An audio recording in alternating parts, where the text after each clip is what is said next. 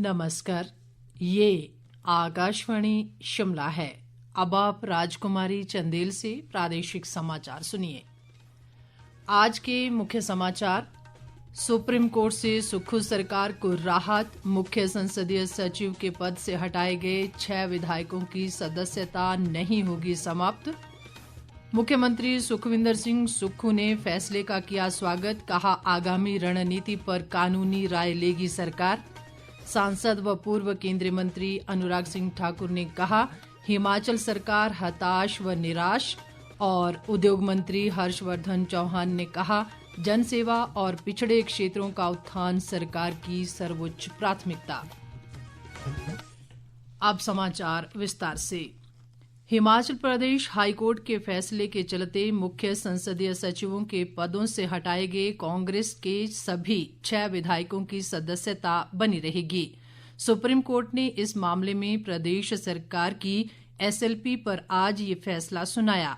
जानकारी के अनुसार सुप्रीम कोर्ट ने कहा है कि हिमाचल प्रदेश सरकार फिर से सीपीएस की नियुक्ति नहीं कर सकती, लेकिन उनकी विधानसभा सदस्यता बरकरार रहेगी और उनके खिलाफ फिलहाल अयोग्यता का मामला नहीं चलेगा। अदालत ने इस मामले में यथास्थिति बरकरार रखने के आदेश दिए हैं। सुप्रीम कोर्ट ने सिर्फ विधायकों की अयोग्यता रद्द करने पर ही रोक लगाई है, जबकि मुख्य संसदीय सचिवों को पद से हटाए जाने के हाईकोर्ट के फैसले पर कोई रोक नहीं है। सुप्रीम कोर्ट ने इस मामले में नोटिस जारी कर याचिकाकर्ता से 2 सप्ताह के भीतर जवाब देने को भी कहा है। मामले पर अगली सुनवाई 20 जनवरी को होगी। उल्लेखनीय है कि प्रदेश हाईकोर्ट ने अपने हाल ही के फैसले में मुख्य संसदीय सचिवों और संसदीय सचिवों की नियुक्तियों से संबंधित हिमाचल प्रदेश का वर्ष 2006 का कानून रद्द कर दिया है। सुप्रीम कोर्ट के इस फैसले से प्रदेश की कांग्रेस सरकार को काफी राहत मिली है। इस बीच मुख्यमंत्री सुखविंदर सिंह सुक्खू ने प्रदेश हाईकोर्ट द्वारा मुख्य संसदीय सचिव के पद से हटाए गए 6 विधायकों की सदस्यता समाप्त करने को लेकर आए सुप्रीम कोर्ट के फैसले का स्वागत किया है। मुख्यमंत्री ने कहा कि सुप्रीम कोर्ट द्वारा दी गई राहत महत्वपूर्ण है और प्रदेश सरकार सभी कानूनी पहलुओं पर विचार करने के बाद अगली रणनीति तय करेगी। उन्होंने इस मामले पर विपक्ष के व्यवहार की आलोचना की और कहा कि विपक्ष प्रदेश हित में काम करने के बजाय हर मामले पर राजनीति करने में मशगूल है। उन्होंने कहा कि हर मामले को विवाद के रूप में उछालना विपक्ष का स्वभाव बन गया है। मुख्यमंत्री के प्रधान मीडिया सलाहकार नरेश चौहान ने कहा है कि सुप्रीम कोर्ट के फैसले के बाद कांग्रेस सरकार को अस्थिर करने के भाजपा के मंसूबों पर पानी फिर गया है। उन्होंने कहा कि इस फैसले के बाद भाजपा मुद्दाविहीन हो चुकी है और अब उसे अपने फैसलों पर आत्म मंथन करना चाहिए। नरेश चौहान ने राज्य में पर्यटन विकास निगम के होटलों की खस्ता हालत के लिए पूर्व सरकार को जिम्मेवार ठहराया। उन्होंने कहा कि निगम के ये होटल बीते 2 सालों में ही घाटे में नहीं आए हैं, बल्कि पूर्व भाजपा सरकार की गलत नीतियों के चलते पहले से ही घाटे में थे। उन्होंने कहा कि कांग्रेस सरकार इन होटलों की स्थिति को बेहतर करने के लिए कार्य करेगी। प्रदेश हाईकोर्ट ने राज्य पर्यटन विकास निगम के 18 होटलों को बंद करने के अपने फैसले पर पुनर्विचार याचिका पर सुनवाई के बाद 9 होटलों को 31 मार्च 2025 तक खुला रखने की छूट दे दी है। भाजपा की मीडिया प्रभारी कर्ण नंदा ने प्रदेश की कांग्रेस की सरकार पर लोकतंत्र के चौथे स्तंभ की आवाज दबाने का आरोप लगाया है। कर्ण नंदा ने मुख्यमंत्री के प्रधान मीडिया सलाहकार द्वारा एक मीडिया कर्मी के खिलाफ की गई टिप्पणी को दुर्भाग्यपूर्ण करार दिया। उन्होंने कांग्रेस को मीडिया विरोधी करार दिया और कहा कि वो सच से भागने का काम करती है। भाजपा प्रवक्ता विवेक शर्मा ने भी इस घटना की निंदा की है।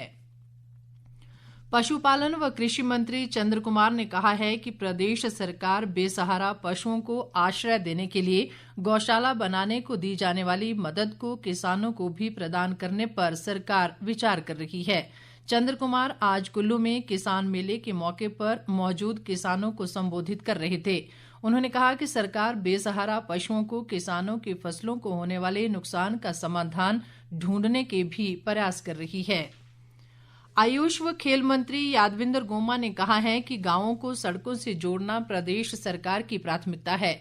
गोमा आज जयसिंहपुर निर्वाचन क्षेत्र के पपरोला से आलमपुर को जोड़ने वाले पुल के शिलान्यास के मौके पर बोल रहे थे। उन्होंने कहा कि इस निर्वाचन क्षेत्र के प्रत्येक गांव को सड़क सुविधा से जोड़ा जा रहा है और इस दिशा में गंभीरता से प्रयास किए जा रहे हैं। उन्होंने अधिकारियों को पुल का निर्माण निर्धारित समय के भीतर पूरा करने के निर्देश दिए। इस पुल के निर्माण पर 8.5 करोड़ रुपए खर्च होंगे। बाकी समाचार अंतराल के बाद।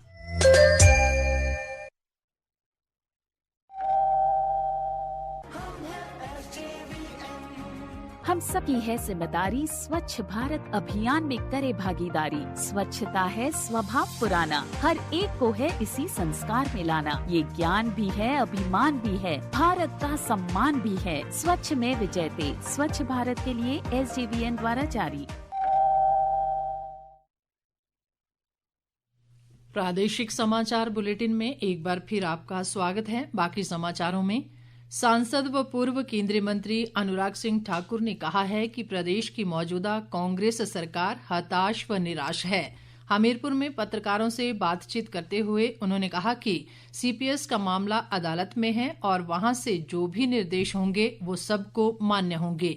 उन्होंने कहा कि प्रदेश हाईकोर्ट ने CPS की नियुक्तियों को पहले ही असंवैधानिक करार दिया है। उन्होंने कहा कि प्रदेश सरकार हर मोर्चे पर विफल रही है और उसने लोगों पर टैक्स का बोझ बढ़ाने के अलावा कोई काम नहीं किया है। अनुराग सिंह ठाकुर ने इससे पूर्व जन समस्याएं भी सुनी और उसके बाद हमीरपुर जिला की दिशा कमेटी की बैठक में जिले में चल रहे विकास कार्यों की समीक्षा भी की। उद्योग मंत्री हर्षवर्धन चौहान ने कहा है कि जनसेवा, जन समस्याओं का समाधान और पिछड़े क्षेत्रों व वर्गों का उत्थान कांग्रेस सरकार की सर्वोच्च प्राथमिकता है। हर्षवर्धन चौहान आज शिलाई विधानसभा क्षेत्र के कफोटा में जन समस्याएं सुनने के मौके पर बोल रहे थे। उन्होंने अधिकांश समस्याओं का निपटारा मौके पर ही किया। हर्षवर्धन चौहान ने अधिकारियों को शेष समस्याओं का निर्धारित समय के भीतर समाधान करने के भी निर्देश दिए। उन्होंने क्षेत्र के लोगों को आश्वासन दिया कि उनके द्वारा रखी गई मांगों को शीघ्र पूरा किया जाएगा। तकनीकी शिक्षा मंत्री राजेश धर्माणी ने कहा है कि प्रदेश सरकार पढ़ाई के साथ साथ खेलों को भी प्रोत्साहन दे रही है। धर्माणी ने आज सरकाघाट में हिमाचल प्रदेश विश्वविद्यालय इंटर कॉलेज पुरुष बास्केटबॉल प्रतियोगिता के समापन अवसर पर कहा कि शैक्षणिक गतिविधियों के समान ही खेलकूद गतिविधियां भी आवश्यक हैं ताकि बच्चों का सर्वांगीण विकास हो सके। उन्होंने कहा कि विद्यार्थियों का शारीरिक व मानसिक विकास सुनिश्चित करने के लिए सरकार ने प्रत्येक स्कूल में हर रोज कम से कम 15 मिनट का शारीरिक व्यायाम अनिवार्य किया है।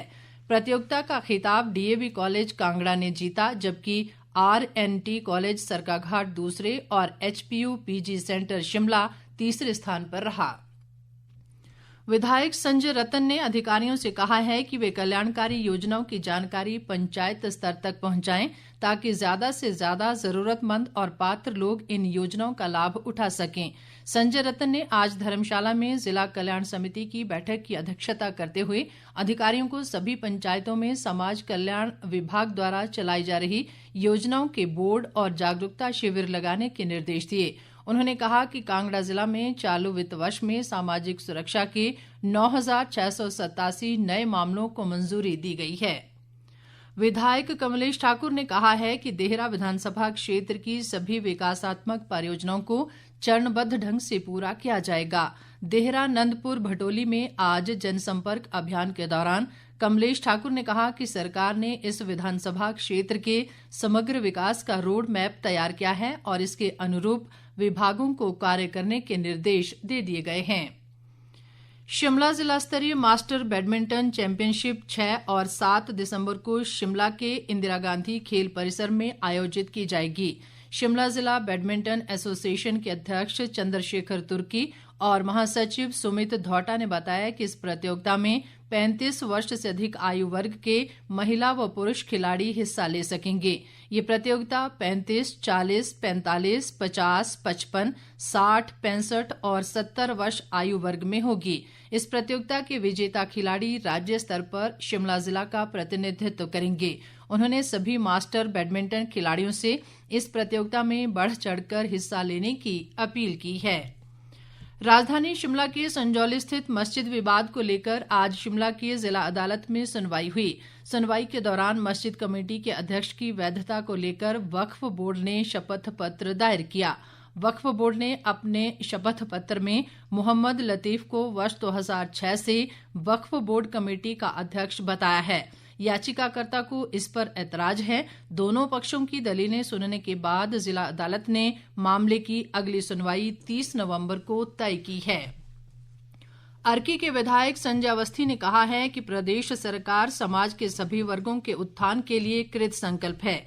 इसके लिए सरकार विभिन्न योजनाओं के माध्यम से खासकर कमजोर वर्गों की आर्थिकी को मजबूत करने के प्रयास कर रही है। संजय अवस्थी अर्की विधानसभा क्षेत्र की जघून पंचायत घर के लोकार्पण के बाद जनसभा को संबोधित कर रहे थे। अंत में मुख्य समाचार एक बार फिर। सुप्रीम कोर्ट से सुक्खू सरकार को राहत। मुख्य संसदीय सचिव के पद से हटाए गए 6 विधायकों की सदस्यता नहीं होगी समाप्त। मुख्यमंत्री सुखविंदर सिंह सुक्खू ने फैसले का किया स्वागत। कहा आगामी रणनीति पर कानूनी राय लेगी सरकार। सांसद व पूर्व केंद्रीय मंत्री अनुराग सिंह ठाकुर ने कहा हिमाचल सरकार हताश व निराश। और उद्योग मंत्री हर्षवर्धन चौहान ने कहा जन सेवा और पिछड़े क्षेत्रों का उत्थान सरकार की सर्वोच्च प्राथमिकता। इसके साथ ही ये समाचार बुलेटिन समाप्त हुआ। नमस्कार।